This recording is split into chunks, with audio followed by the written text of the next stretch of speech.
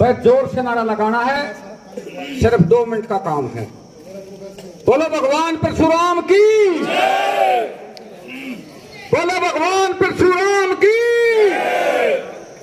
रोहतक तक जाओगी बोलो। क्यों कोई टेस्ट नहीं आ रहा भाई, ये कत्ती उकड़ू हो गए, बोलो नो कत्ती पंजिया तो हो जाओ खड़े। बोलो भगवान परशुराम की। हाँ, अब भाई ये इधर गड्डी के पास खड़े हैं ना साहब, हेलो सारे इधर आ जाओ भाई साहब। बाहर पर बैठ करके बात सुनने में भी हरकत आवे, सोचने का विषय है। तुरंत बैठ जाओ भाई, आ गए। सिर्फ 2 मिनट की बात है, उसके बाद नवीन जैन जी बोलेंगे। और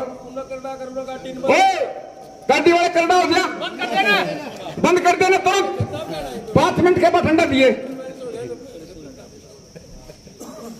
पर 3 बातें हैं, जितनी सब लोगों ने पहले बात कही है सब आदरणीय हैं, सब आदरणीय, मुख्य अतिथि से लेकर सेवादार तक सब आदरणीय।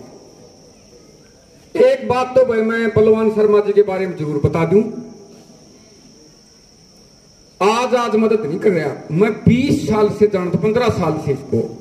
इसने समाज की कम से कम 50 आदमियों को तो मैं जानता हूं जिनकी इस व्यक्ति ने मदद की है। रुपये वाले मैंने बहुत देखे, मैं किसी रुपये वाले को मानता ही नहीं। रुपये वाला वो है जो दान करे, जो समाज की सेवा करे, उसने तो अमीर कहते हैं। और राजनेता उसको कहते हैं जो राजनीतिक शक्ति हासिल करके समाज की मदद करे।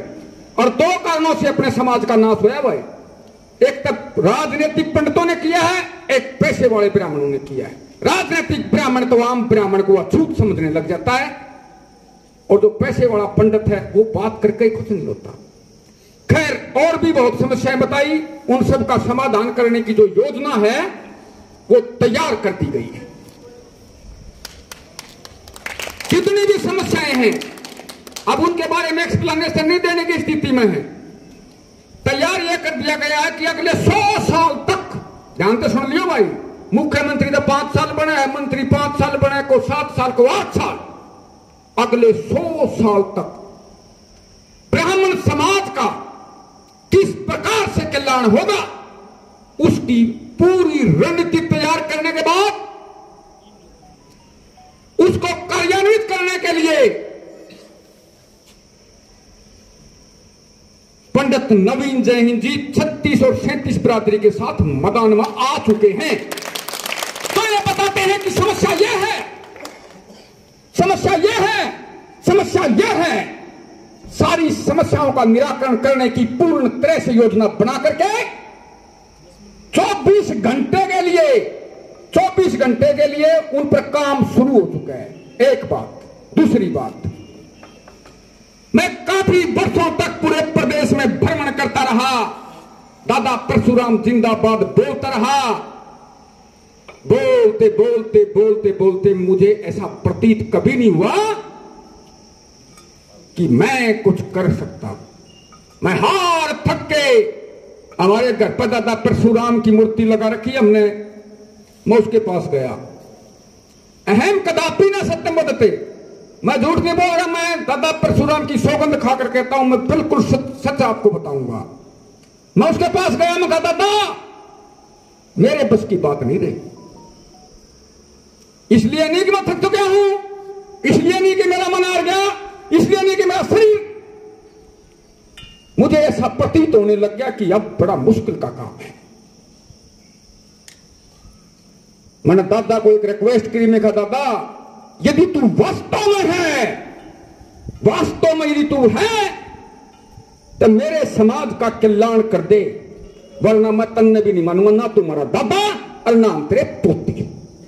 ये रिक्वेस्ट मैंने की, दादा ने पूरा आशीर्वाद इमीडिएटली। अब हमको नहीं पता कैसे किया, क्या किया, लेकिन कुछ ही दिनों के बाद एकाएक देखो, नवीन जैन जी पिछले 20 सालों से काम कर रहे हैं, सामाजिक काम, राजनीतिक काम, धार्मिक काम, सांस्कृतिक काम, 20 साल से। और 20 साल से मैं इनके सारे कामों को बिल्कुल नजदीक से उनके साथ रहते हुए एकाएक दादा परशुराम का अंश प्रज्वलित होता है। और ऐसा अंश जो साक्षात्कार दादा के अनुयायियों का अंश होता, वो अंश सोच कर देखो। ऐसे साहस के काम मैंने तो पूरे देश में किसी के द्वारा भी आज तक न कभी देखे न कभी सुने। कुछ ऐसे काम जो मैं बताने में समर्थ हूं, इतने साहसी काम। ये सामान्य काम है इनके, ये जो काम कर रहे हैं सामान्य काम है।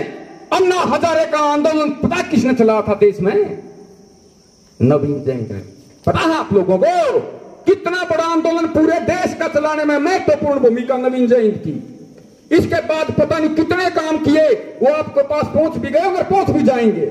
मैं आपसे कह रहा हूं, जिस दिन के लिए इस देश की माएं गोद में लाल खिलाएं, किस दिन के लिए? जिस दिन के लिए इस देश की माएं गोद में लाल खिलाएं, समय वो आ गया है।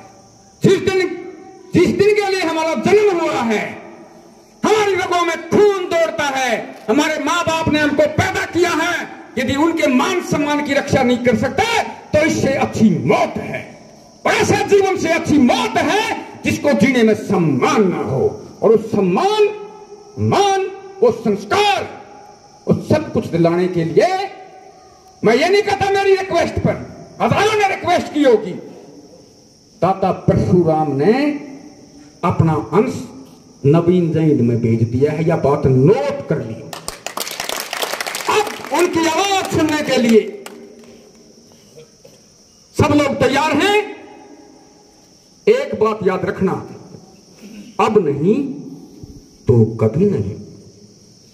अब भी यदि किसी भी भीषण में, चाहे राजनीतिक विभीषण हो चाहे सामाजिक विभीषण हो, यदि किसी विभीषण ने रावण को मारने की कोशिश की तो महादेव की सौगंध डॉक्टर ओम नारायण पंडित के प्रहार से बच नहीं पाएगा।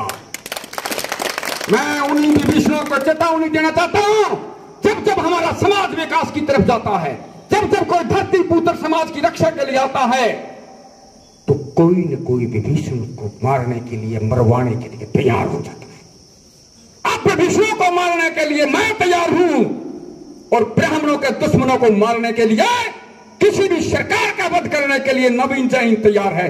लेकिन आप लोगों के आशीर्वाद और सहयोग से, आप लोगों के आशीर्वाद और सहयोग से चूकना मत। फिर कोई ब्राह्मण का पुत्र आकर ये कहे कि हमारा ये हो गया, ये हो गया, अब तो मत चूकना। अब कुछ ही दिनों में, आज डेट नोट कर लीजिएगा, जल्द आ रहे हैं 26 तारीख को जंतर मंतर के बाद ईबीपीजी बंद क्यों हुई, डोई की जमीन क्यों नहीं दी गई, और ब्राह्मण कल्याण आयोग बोर्ड के लिए नवीन जयंत सरकार की ईंट से ईंट बजाने के लिए जल्द आ रहे हैं। ये नहीं, जब तक ये जीवन रहेगा। नवीन जयंत का कहना है कि मैं गुजर गया तो 100 नवीन जयंत पैदा करके जाऊंगा, इसलिए चिंता की बात ही नहीं है। यदि ऐसा दुर्भाग्य भी हुआ तो पहले 100 नवीन जयंत पैदा किए जा रहे हैं, इसलिए 100 वर्षों तक यह युद्ध जारी रहेगा। जय भगवान परशुराम।